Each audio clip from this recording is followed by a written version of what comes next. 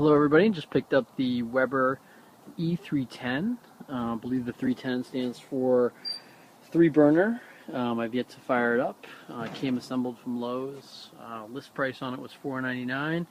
I ended up getting the floor model for 10% off. It had just a couple minor scratches you can see here, and that's pretty much it. So it's a nice way to save some money, but just kind of going over, make sure everything was built up right. Looks like they did a pretty good job here.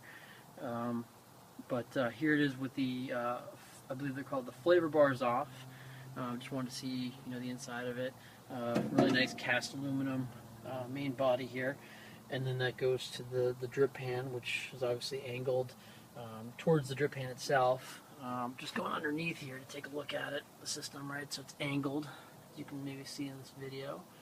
And then it goes into that drip pan. I'm going to actually cover that drip pan with tin foil. That way I just don't have to keep buying the replacement ones, which can obviously add up over time.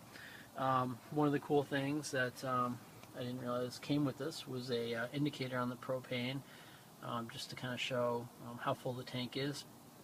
It's a spring action system, goes by weight. So here, this is actually a slightly used tank, so it's showing that it's been somewhat used. So we'll see how accurate that is. One of the only problems I ran into on these Rhino tanks is they have this lip here. So technically, the spout is supposed to be facing out towards me here. I had to do it the other way because that was the only way that I could attach the clip.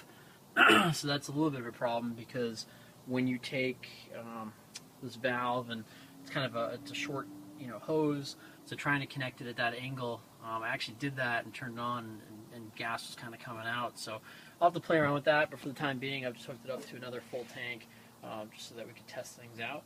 So I've got that open, and I'm going to move up to the top here. So it's electric start, supposedly a very reliable system from Weber. Go ahead and start that off.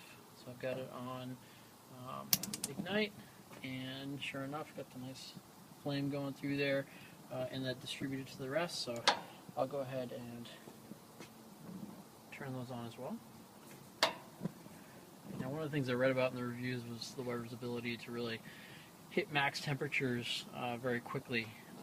So I look forward to testing that as well, and just getting a good sear on my meats, my steaks, and everything. Also, the thermostat's supposed to be very reliable here, so we'll see how that works as well. Haven't yet conditioned it.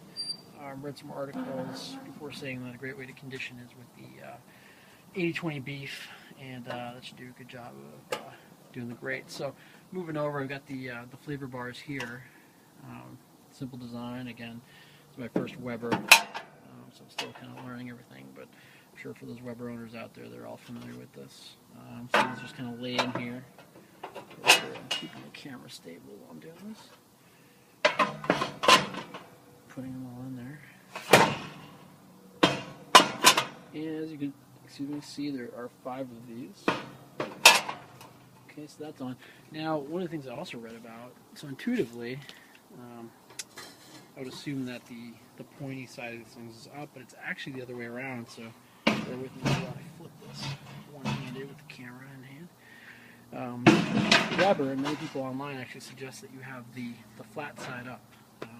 Part of the flavorizing function of these, I believe, porcelain wrapped cast iron grates, which Weber is known for. Okay, so I have those in there, and everything seems to fit very nice. Lowe's again did a very nice job of assembling. I just kind of double checked all the screws, and was actually impressed with the time put into the assembly. So thumbs up to Lowe's on that, and that's pretty much it.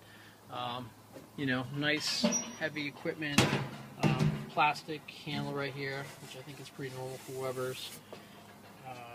I like the red accents on those knobs. Looks like a lot of the high-end ranges that you see out there, kitchen appliances like the Vikings and whatnot. But very nice setup. So I'm going to mess around with it, actually try some grilling, and keep you posted and see how it goes.